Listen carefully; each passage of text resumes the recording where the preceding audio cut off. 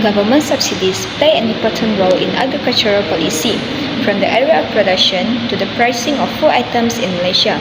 Assuring food security remains a critical issue in Southeast Asia. With its increasing population and limited arable land that requires sustainable food production system. It will analyze the various roles that government subsidy in Malaysia agriculture, particularly for food production, play in terms of impact on factor market, economic theories, real-world example, current market trends and challenges. The role of government subsidies. Subsidies refer to financial support from the government to assist a certain sector or activity. Some of the major subsidies in agriculture in Malaysia involve the production of food.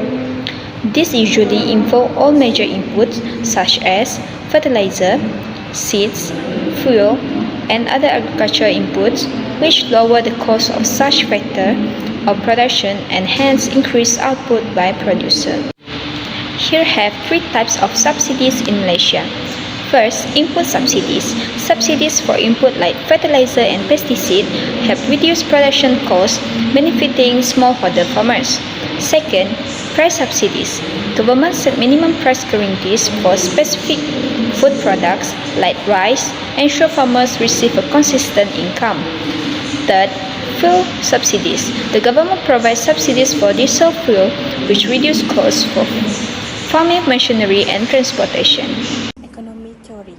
Economic theory help evaluate the impact of government subsidies in Malaysia agriculture sector, particularly food production, by explaining their effect on factor market production, efficiency and overall economic welfare. Input intensification. Because subsidy are typically lower price, farmer may adopt more input incentive production technique, which might result in misuse of input production incentive, and resources allocation may arise from this. Behavior reaction. Farmer reaction to subsidy or can vary. Some may choose to engage in less productive activity because of risk aversion or initiative that align well. Another may see big rise in output. This implies that output subsidy have the potential to boost output, and they do not necessarily improve productivity. The second one of theory is microeconomic theory. The following microeconomic theory the concept and in the explanation of how subsidy impact market dynamic and individual farmer behavior. The first is cost structure. Because farmer arrange and marginal cost curve impact by subsidy. Price support may result in suppliers in competitive market that need government action, such as buying extra produce,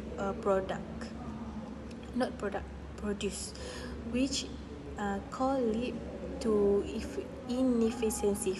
So the conclusion about the economic theory is government subsidy play a crucial role in Malaysian production by boosting agriculture productivity, stabilizing market and supporting farmer livelihood. However, they also pose challenges such as inefficient, unequal distribution and long-term political sustainability balancings. This factor is essential to ensuring food security and promoting sustainable economic development in Malaysia. Hi. Hi, my name is Nitesh Namakesaran. My meeting number is F23A0612. Today, I would like to explain about impact on factor marketing by government subsidies. First, reducing in input cost. Subsidy lowers the cost of energy product input like fertilizing, seeds, and manufacturing. This makes this input or affordable for the farmers, increase the agricultural productivity, and reduce overall product cost in market. Second, reconcile all externality. Subsidies can encourage farmer to to allocate reduce like land and labor towards specific crops or industry targeted by government policy, politically boosting sector current can criteria for national projects such as food security. And the final one, third, market dissatisfaction. Expensive or poorly designed subsidy can distort market dynamically by encouraging overproductivity or influencing reduced use, leading to issues such as environment discouragement or subsidy product that distribute become medical. That's all. Thank you. Real-world example of Malaysian food production and subsidy. The Malaysian government actively implement various subsidy program to support food production, particularly in the padi and rice sector. This initiative aim to enhance agriculture productivity, ensure food security, and support farmer income. Below a notable example of this subsidy and their impact on food production in Malaysia. The first one is padi price subsidy scheme.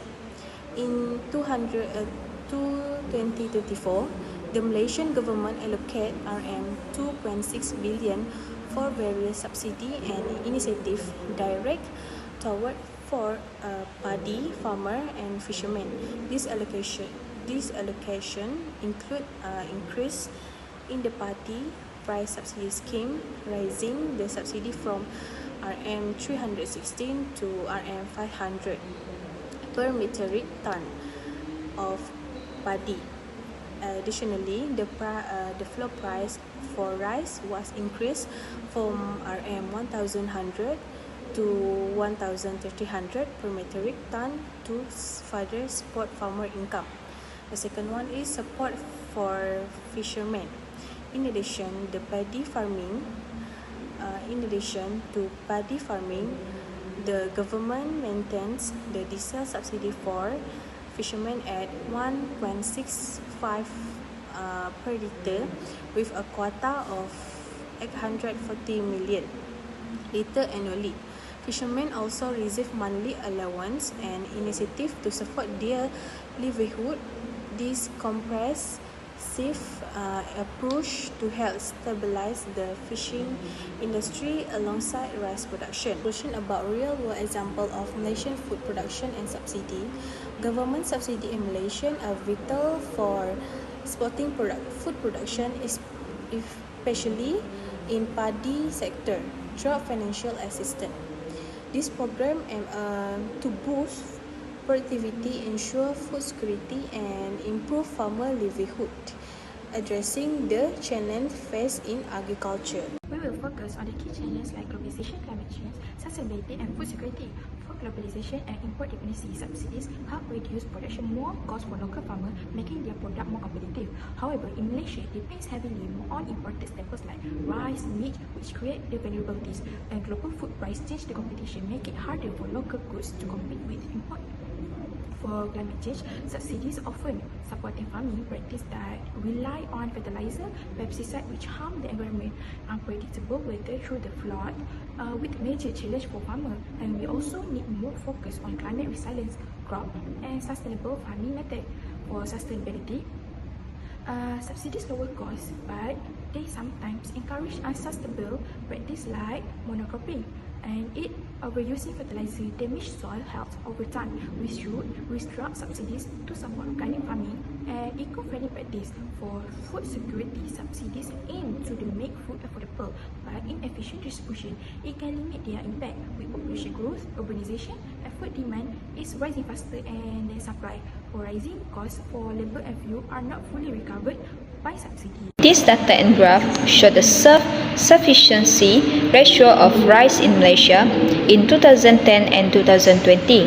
This show that Malaysia is still reliant on rice import despite subsidy effort to boost domestic production. Subsidies are the backbone of Malaysia's food production, addressing cost competitiveness competitiveness and food safety. However, challenges such as market dynamic, climate change, and sustainability hinder their effectiveness. Global market pressure and poor marketing strategies limit their accessibility for subsidies. Climate change poses a growing threat to agriculture stability and productivity. We need long-term strategies to ensure subsidies drive meaningful change and promote sustainable and climate resilience practice for a greater future. Reduce any dependency on food imports to strengthen self-reliance. Integrate modern technology to boost agriculture productivity. With the well-designed subsidies, Malaysia can achieve environmentally sustainability and secure its food system for future generations. Efficient subsidies are not just financial tools; they are engine for growth for a robust and self-sufficient agriculture sector.